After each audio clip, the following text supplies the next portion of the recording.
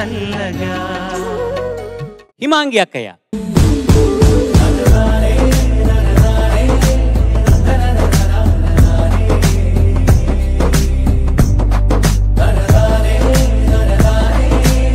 నమస్తే. నమస్తే. అమ్మయ్యా, పిల్లలు బాగా పాడుతున్నారో లేదో దాని గురించి మార్కులు ఇస్తారో ఎలిమినేట్ చేస్తారో నాకు అర్థం కాదండి. నెక్స్ట్ టైం నుంచి జడ్జెస్ వాళ్ళు సరిగ్గా మాట్లాడకపోతే అవుట్ అంతే. ఆ ఫస్ట్ పాడడానికి కూడా వెయిట్ చేయనక్కర్లా, సరిగ్గా మైక్ పట్టుకొని బ్రైట్గా మాట్లాడకపోతే తీసి బయటికి పంపించేద్దాం. ఓకే, మనకి టైం సేవ్ అవుతుంది. ఫైనల్స్ ఇవాళే ఫినిష్ చేసేయచ్చు. ఏం అక్కయ్య, ఓకేనా? ఓకే. ఎంత బ్రైట్ ఇది కదా మేము కోరేది. అవును, స్కూల్లో నిన్ను హెడ్ మాస్టర్ చేశారట? చేయలేదు. ఏ ఇంకా చేయలేదా? వేరే వాళ్ళు. నీ మెచ్యూరిటీ చూసి, నువ్వు పాడే విధానం చూసి నువ్వు పిల్లలందరినీ బాగా కంట్రోల్ చేస్తున్నావట. నువ్వు బాగా నేర్పిస్తావట. అంటే నిన్ను అర్థం కాలేదు. చరణ్ గారు ఏం చెప్పారో అర్థమైందా? అదేంటి మొత్తం అర్థం కాలేదేమో అనుకున్నాను. నేను వాళ్ళ భాషలో మాట్లాడుతున్నాను, మీలా కాదు మేడం. మీరు హెడ్ మాస్టర్ లాగా మాట్లాడతారు మీరు. లాస్ట్ 2 episodes చూసాను అమ్మాయి, నువ్వు పాడగా నా కామెంట్స్ ప్రతిసారి అర్థం కాలేదు అంటూనే ఉన్నావు. ఇవాళ పౌరాణిక చిత్రాల్లోని పాటలు కదా? Yes ma'am. ఎస్ మ్యామ్లు కుదరవు ఇక్కడ. మొత్తం అచ్చ తెలుగులో మాట్లాడాల్సిందే. అందరూ తెలుగులో మాట్లాడతారు, నువ్వు అర్థం చేసుకొని దాని పర్యార్థాలు కూడా చెప్పాలి. ఓకే ఓకే, అట్లాగే. మంచిది మంచిది. ఏ పాట పాడబోతున్నావు? నేను పాడబోయే పాట చాంగురే బంగారు రాజా. సినిమా Srikrishna Pandaviyam. Music director T V Raju garu. రాసినవారు సి నారాయణ రెడ్డి గారు. పాడినవారు జిక్కి గారు. మ్యూజిక్ ఎవరు? చెప్పాను కదా, సంగీతం కాదా? సంగీతం మ్యూజిక్ ఒకటే. ఇవాళ ఓన్లీ తెలుగు మాత్రమే మాట్లాడాలి. సంగీతం టీవీ రాజు గారు. అమ్మయ్యా, ఓకే. ఈ పాట నీకు అర్థమైందా? అంటే ఏంటి?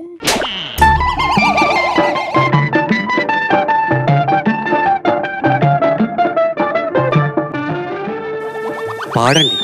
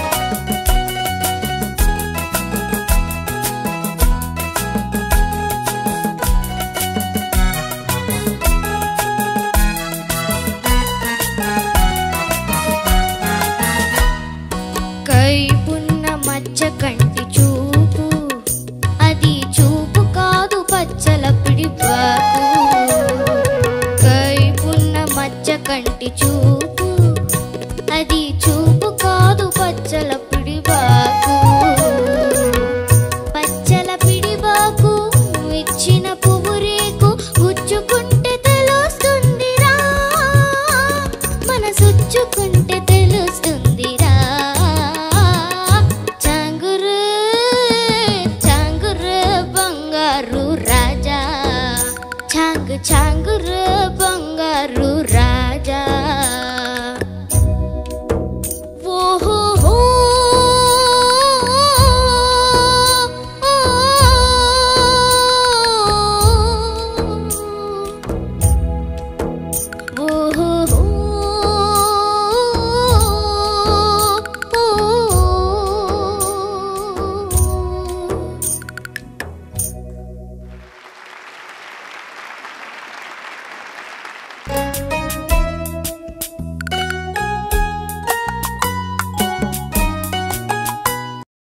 మీ చెయ్యి పాడుతుందా లేకపోతే మీ గొంతు పాడుతుందా మేడం?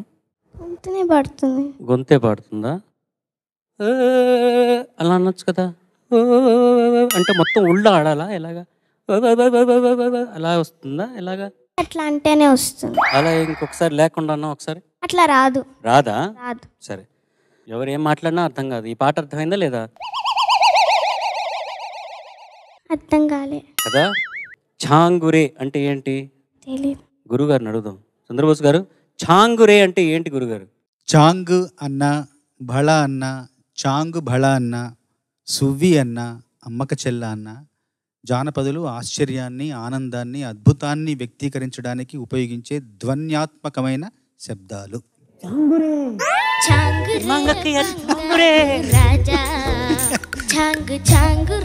ఎంత బాగా పడారు ఛాంగురే.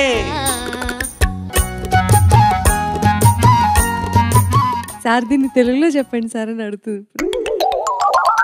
గురుగారు చెప్పింది అర్థమైందా? అది కూడా లేదా? కొంచెం అర్థం. చాలు. ఏమర్థమైంది చెప్పు. నాకు గుర్తులేదేమన్నా. ఇప్పుడు కదా మాట్లాడారు. కొంచెమే మొత్తం ఈసారికి. గుర్తులేదు, కొంచెం లాంగ్గా ఉంది. కొంచెం లాంగ్గా ఉంది. లాంగ్గా ఉందట, అందుకని గుర్తులేదట సార్. Valid point sir. పాప చెప్పండి సార్, చిన్నపిల్ల.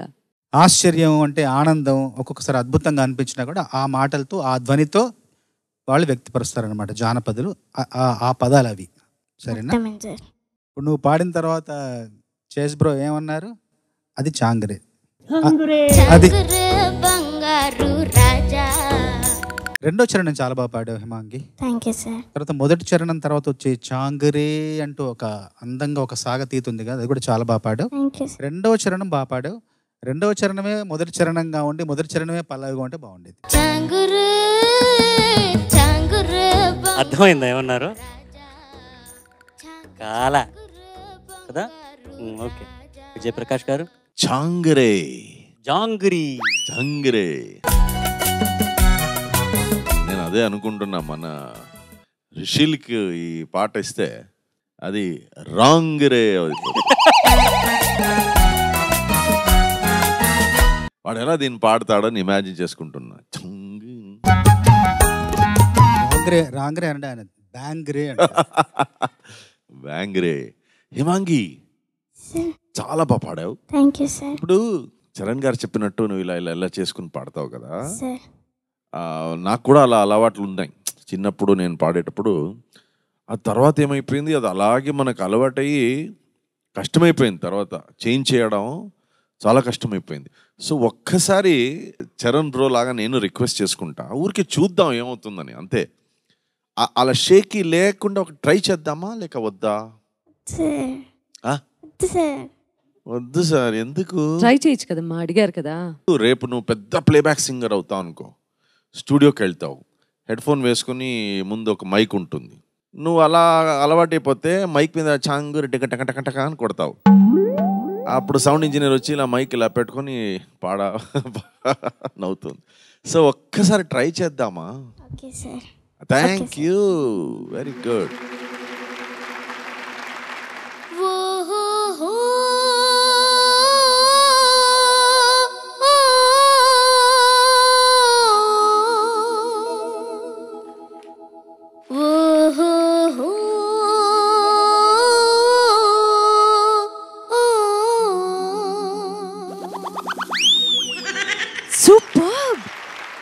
నీకేం అర్థమైంది ఇప్పుడు? ఏమర్థం కాలేదు. ఏం అర్థం కాలేదు సార్. లేదు హిమాంగి, అలా యాక్షన్ లేకుండా కూడా నువ్వు పాడగలేవు కదా. Yes sir. సో కొన్ని విషయాలు మనకేమైపోతుంది, మనకు తెలియకుండా ఇలా చేస్తే కానీ అది అవ్వదు అని మనకు మనసులో ఉండిపోతుంది. అలా లేదు, ఎవ్రీథింగ్ ఈజ్ పాసిబుల్. మనం ఇక్కడ డిసైడ్ చేసుకోవాలి మన మనసులో. అర్థం కాలేదా నేనేం చెప్పానని? అర్థమైంది సార్. ఏమర్థమైంది? చరణ్ బ్రో, మీరు మీ భాషలో చెప్పండి. నేనేం చెప్పాలంటే అది ఇలా చేస్తేనే వస్తుంది అని మనం ఫిక్స్ అయిపోకూడదు మైండ్లో. ఓకే, అది కాకుండా అది లేకుండా ఈ ఒక ఆల్టర్నేటివ్ ఇది లేకుండా, ఈ చేయి లేకుండా మనం చేయగలమా అన్నది ప్రాక్టీస్ చేస్తే అదే వస్తుంది ఆటోమేటిక్గా. అది మైండ్ ఓవర్ మ్యాటర్ అంటారు అనమాట. మనం అది ఆలోచిస్తూ ఉంటే దాని గురించి అనుకుంటే అలాగ వస్తుంది. అదేంటంటే విజువల్గా బాగుండదు, నేను చూసేటప్పుడు బాగుంటుంది. తర్వాత నువ్వు స్టేజ్ మీద పాడినప్పుడు లేకపోతే నువ్వు రికార్డింగ్లో పాడినట్టు గురుగారు చెప్పినట్టు అప్పుడు మైక్ ఏదైనా తగిలిందనుకో కట్ చేసి 1 more అంటారనమాట. ఆ ఎక్స్ట్రా ఫిట్టింగ్లు లేకుండా మన గొంతుని ఆధారపడి మనం ఎలా దాని మీద నమ్మకం పెట్టి అది ఎలా ఆ సంగతులు మనం తీసుకొస్తాం అన్నది ప్రయత్నం చేయాలి అన్న ప్రయత్నం గురుగారు. అది నువ్వు చాలా బాగా చేసావు. అండ్ జానకమ్మ గురించి మనందరూ విన్నాం కదా. జానకమ్మ ఏ యాక్షన్ లేకుండా అలా పాడేవారు స్ట్రెయిట్గా. అఫ్ కోర్స్ నేను నీకు చెప్తున్నా, నేను కూడా ప్రాక్టీస్ చేయాలి కొన్నిసార్లు, నేను ఇవన్నీ చేస్తా. కానీ ఎవ్రీథింగ్ ఈజ్ పాసిబుల్ అనేది నువ్వే ఇప్పుడు నిరూపించావు. చాలా బాగా పాడావు. పల్లవిలో ఆ లాస్ట్ ఛాంగరే ఆ సంగతి కొద్దిగా క్లీన్గా రావచ్చేమో అనుకున్నా. పాడు ఒకసారి ప్లీజ్. ఛాంగరే బంగారు రాజా, ఛాంగ్ ఛాంగ్ రే బంగారు రాజా, మజారే మగరేడా మత్తైన వగకాడ అయ్యారే అయ్యారే నీకే మనసెయ్యాలని ఉందిరా. ఛాంగరే ఛాంగరే బంగారు రాజా, ఛాంగ్ ఛాంగ్ రే బంగారు రాజా. ఓకే, అట్లయితే మోస్ట్లీ చరణం పర్వాలేదు. సో కొన్ని సంగతులు ఇంకా క్లీన్ గా రావచ్చేమో, కానీ ఓవరాల్ బ్యూటిఫుల్ ప్రెజెంటేషన్. నీకు ఇలా బ్లాక్ అండ్ వైట్ పాటలు ఇష్టమా లేక కలర్ పాటలు ఇష్టమా? అంటే మా ఏజ్ కి తగిన పాటలు ఇవి. బ్లాక్ అండ్ వైట్ ఎరాలో ఉన్నాం మేము. అవును అవును, ఇప్పుడు హెడ్ మిస్ట్రెస్ ఇప్పుడు ఇప్పుడు తను కూడా బ్లాక్ అండ్ వైట్ ఎరా. అవునవును, చూసారా మా అక్కయ్య. ఇంకా తను నేనేం చెప్పలేను. All the best Himangi. Very good, very good. Okay head master. So మీ ఇద్దరు ఒకటేనా? అవును, మీరు ఒక స్కూల్, ఈవిడ ఇంకో స్కూల్. ఇంకో స్కూలా? థ్యాంక్ యూ అండి. లబ్జుగా పాడావు అంటే